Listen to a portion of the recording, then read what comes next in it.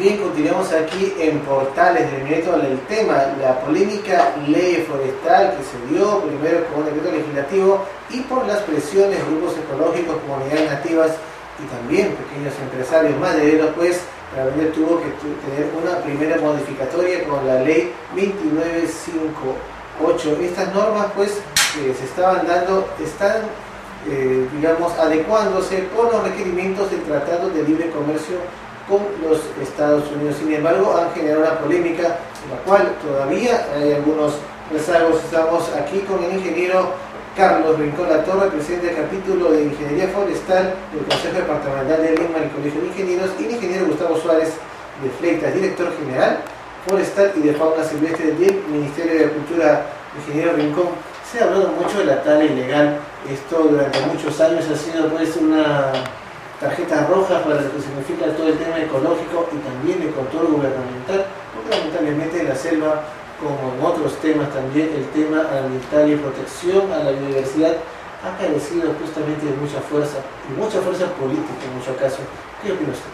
Bueno, mira, la tala ilegal en realidad siempre ha existido, ¿no? De una u otra manera ha existido, en menor o mayor cantidad, pero ha existido.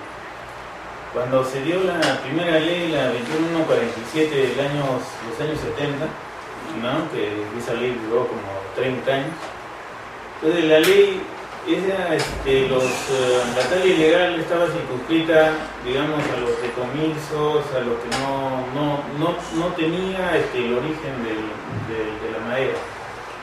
Pero este origen era siempre dudoso, porque las empresas pequeñas, que era la gran mayoría que actuaba en esa época, esa madera podía salir de cualquier sitio, ¿no? Sin embargo, el Ministerio de Agricultura le daba un contrato de extracción a un pequeño extractor y él ubicaba su parcela en alguna quebrada o río donde la Amazonía, y sin embargo la madera podía ser de cualquier lugar, llegaba a puerto y esa madera se procesaba y salía.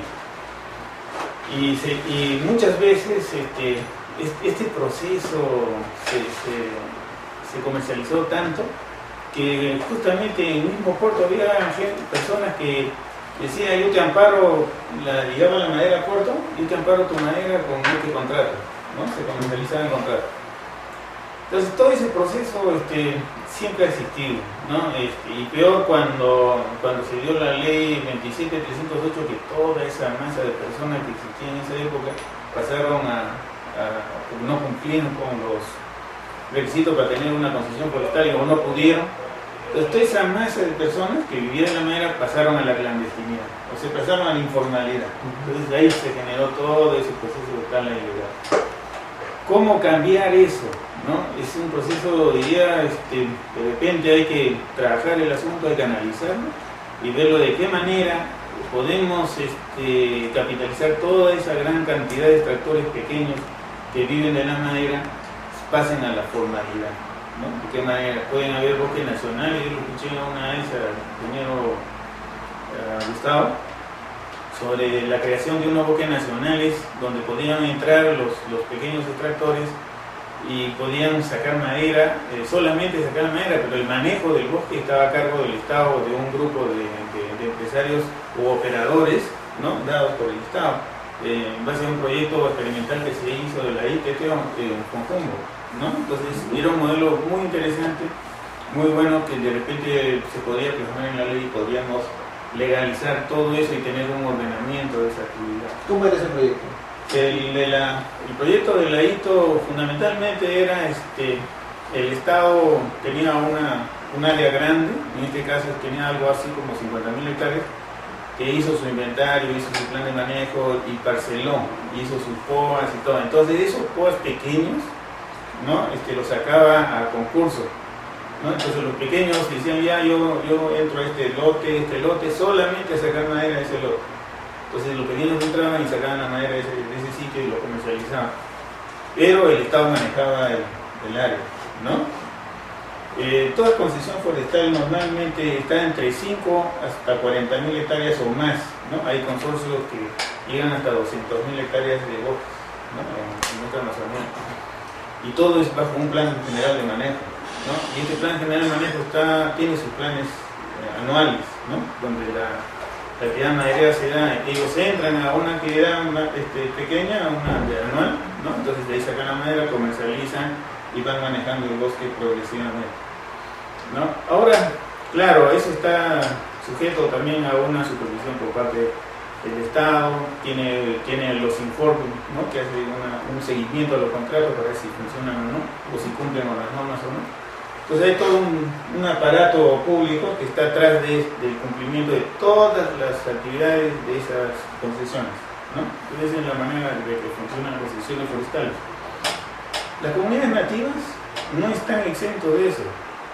Las comunidades nativas también pueden hacer su plan general de manejo, tienen que hacer su POA, no son ajenos a ese procedimiento, ¿no? Para que ellos puedan comercializar, sacar la madera. Ahí lo único que yo veo es un problema, que es la falta de asistencia a la comunidad, ¿no? Por parte del Estado o también de algunas organizaciones no gubernamentales deberían de apoyar a estas comunidades en la formulación de esos planes de manejo y los POAs, ¿no? Porque ahí siempre hay madereros que entran, ¿no? Manejan a las comunidades, les ofrecen cosas, ¿no? Entonces sacan la madera, desvirtúan lo que ellos quieren hacer justamente para poder de una manera formalizarse, entrar en el circuito comercial de explotación, y los hacen justamente los inducen en error, y en vez de querer proteger eso, lo están, digamos, protegiendo intereses comerciales ajenos, ¿no? Claro, ¿no? Entonces es una cuestión de asistirlos, ¿no? Para que ellos puedan trabajar sus bosques y ordenarse y en buena hora, ¿no? Claro, ahí hay una dicotomía, ¿no? Porque ellos son de una cultura nativa que todavía no se ha insertado completamente en una cultura occidental, entonces la palabra comercio en algunos casos lo maneja un grupo de las comunidades, no en la totalidad de todas las comunidades, a veces el beneficio lo recibe un grupo y no la totalidad de la comunidad.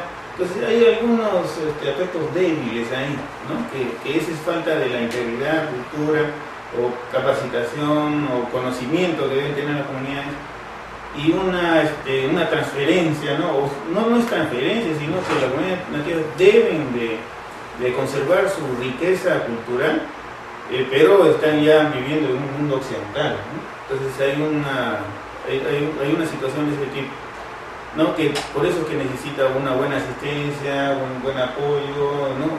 Ese tipo de cosas para ese manejo de todas esas áreas que creo que llevan como 18.000 hectáreas, ¿no? 20 millones de hectáreas, creo, de comunidades nativas, ¿no? Entonces, sumando todo como bosques comunales, reservas comunales, son como 12 millones, ¿no? 12 millones, bueno, ese es un área bastante grande. Claro que hay un proceso de ampliación, bueno, en fin, ese tipo de cosas. Bueno, esa es una situación, ¿no? Una parte. Pero la tala ilegal se da pues en todos los niveles. Ahora las concesiones, hay algunas concesiones que amparan la madera ilegal, ¿no? Como ya hay una concesión, hay un contrato, amparan esa madera, se legaliza, pero al final toda la madera que llega a Lima es legal, ¿no? Y es sujeta a exportación. Al final todo es ilegal, o sea, pueden hacer en forma ilegal y llega al final del camino al mercado legal, ¿no? Entonces hay una formalización en el camino. Yo diría que la sobreregulación de las normas hace daño a la actividad, porque la sobreregulación induce al productor a la informalidad. Nosotros no podemos hacer prohibiciones en la explotación de un bosque, no podemos generar prohibiciones fuertes, ¿no? En la explotación de un bosque, sino tenemos que conducir la actividad de tal manera que sea una actividad normal y que llegue a buen puerto, ¿no? En forma normal.